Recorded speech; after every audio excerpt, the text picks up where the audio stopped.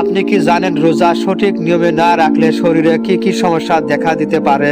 রোজা সাধারণত উপকারী হলেও ভুল নিয়মে পালন করলে কিছু শারীরিক সমস্যা দেখা দিতে পারে। অনেক মানুষ সেহরি না খেয়ে রোজা রাখে, যা শরীরের জন্য ক্ষতিকর হতে পারে। দীর্ঘ সময় না খেয়ে থাকলে শরীরে দুর্বলতা ও ক্লান্তি দেখা দিতে পারে।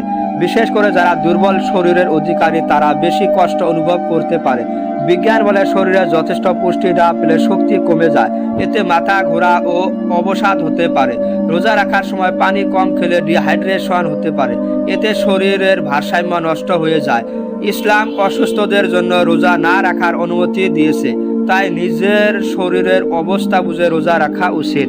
এখন আমরা জানবো ভালোভাবে রোজা রাখার সম্পর্কে বিজ্ঞান কি বলে। রোজা ইসলামের একটি গুরুত্বপূর্ণ ইবাদত। রমজান মাসে মুসলমানরা সুবহ সাদিক থেকে সূর্যাস্ত পর্যন্ত রোজা রাখেন। অনেকে বলে রোজা শুধু আধ্যাত্মিক নয়, শারীরিক উপকারও দেয়। আধুনিক বিজ্ঞানও এখন উপবাস দিয়ে গবেষণা করছে। ইন্টারমিটেন্ট ফাস্টিং নামে একটি পদ্ধতি বিশ্বজুড়ে জনপ্রিয়। রোজার সাথে এর অনেক মিল আছে। তাহলে বিজ্ঞান কি বলছে? রোজা কি সত্যি শরীরের জন্য ভালো? আজ আমরা তথ্য ভিত্তিক আলোচনা করব। চলুন শুরু করি বিশ্লেষণ। রোজার সময় শরীর খাবার না পেয়ে জমা শক্তি ব্যবহার করে। গ্লাইকোজেন শেষ হলে শরীর চর্বি ভাঙা শুরু করে। এই প্রক্রিয়াকে বলে কেটোসিস।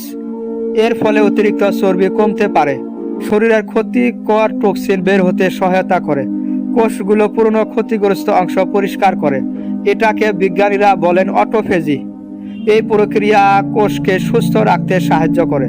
দীর্ঘমেয়াদে কোষের স্বাস্থ্য উন্নত হয়। তাই রোজা শরীরকে বিশ্রাম দেয়। রোজা ওজন কমাতে সহায়তা করে।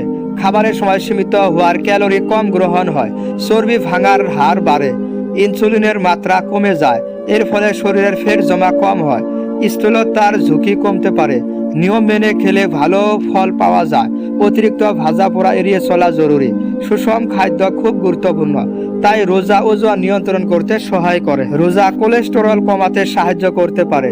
খারাপ কোলেস্টেরল কমে যেতে পারে, রক্তচাপ নিয়ন্ত্রণে আসতে পারে, রক্তনালী পরিষ্কার থাকে, হৃদয় রোগের ঝুঁকি কমতে পারে, ইনসুলিন সংবেদনশীলতা বাড়ে, ডায়াবেটিস ঝুঁকি কমতে পারে, রক্তে শর্করা নিয়ন্ত্রণ ভালো হয়। সঠিক খাদ্যাভ্যাস দরকার। রোজা মস্তিষ্কের কার্যক্ষমতা বাড়াতে পারে। এটি মস্তিষ্কের কোষকে সুরক্ষা দেয়। স্মৃতিশক্তি উন্নত হতে পারে, মনোযোগ বৃদ্ধি পেতে পারে, মানসিক চাপ কমতে পারে, আত্মনিয়ন্ত্রণ বাড়ে, ধৈর্য শক্তি বৃদ্ধি পায়, ধ্যান ও ইবাদতে মনোযোগ বাড়ে। তাই মানসিক দিকে উপকার হয়। রোজার বহু উপকারিতা রয়েছে। বিজ্ঞান ও উপবাসের ইতিবাচক দিক তুলে ধরছে, তবে সঠিক নিয়ম মানা জরুরি। অসুস্থ হলে ডাক্তারের পরামর্শ প্রয়োজন। সুষম খাদ্য গ্রহণ করা উচিত। অতিরিক্ত খাওয়া এড়িয়ে চলতে হবে। রোজা কেবল না খেয়ে থাকা নয়, এটি শরীর ও আত্মার প্রশিক্ষণ। সচেতনভাবে পালন করলে উপকার বেশি। জ্ঞান দিয়ে ইবাদতে সর্বোত্তম পথ। আপনি যদি সত্য জানতে চান তাহলে চ্যানেলটি সাবস্ক্রাইব করে সাথেই থাকুন।